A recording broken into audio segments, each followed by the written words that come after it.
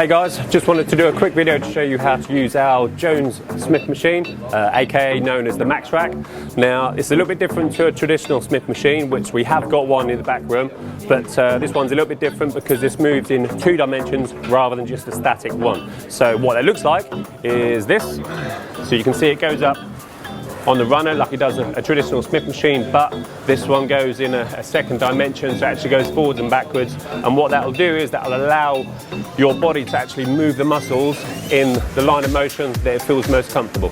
I've treated a lot of people for injuries for doing pressing movements specifically and squatting movements on a traditional Smith machine because it doesn't move with your body. So I'm just going to run through a few basic exercises to kind of show you how this machine works. But if you want to know how to use any of these exercises and perform them correctly, then speak to any of the guys and they'll show you exactly what's what. So let's show you the squat really quickly. So you'd start off with the bar up here, step underneath, take the bar, get it comfortably on your traps, and we'll,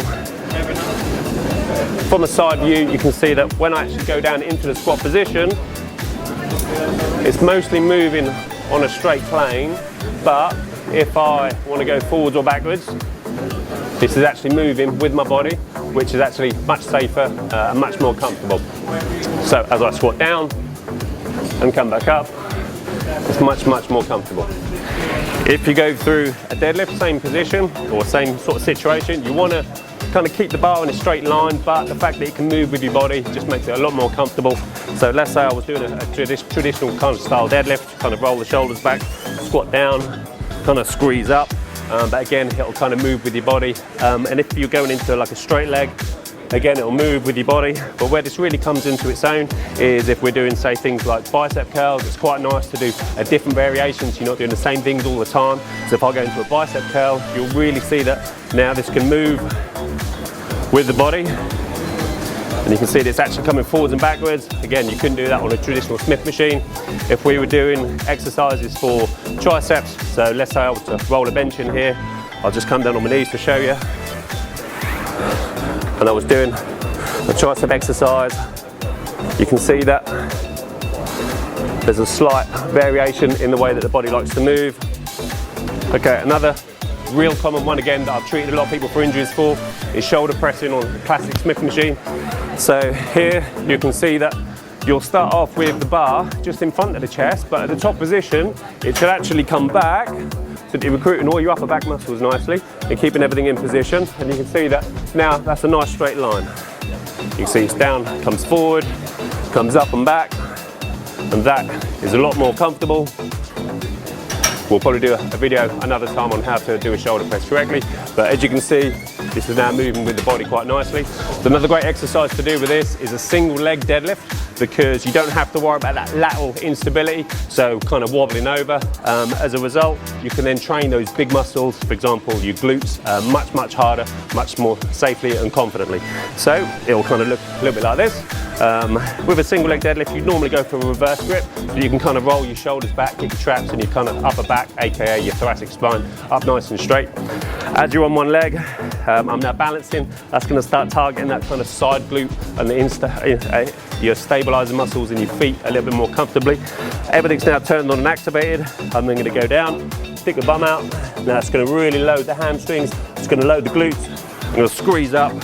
And if you're adding weight to that and progressively getting stronger, that's going to really burn through the glutes and the hamstrings quite nicely. But again, it's comfortable.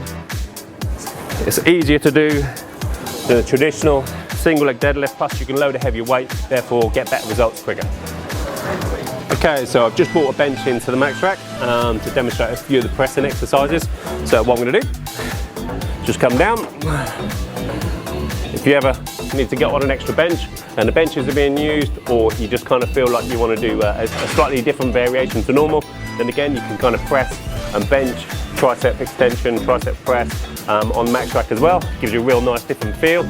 So you can kind of go for a nice narrow grip for your tricep, bring it down to your lower chest, and then obviously extend it up to your shoulders.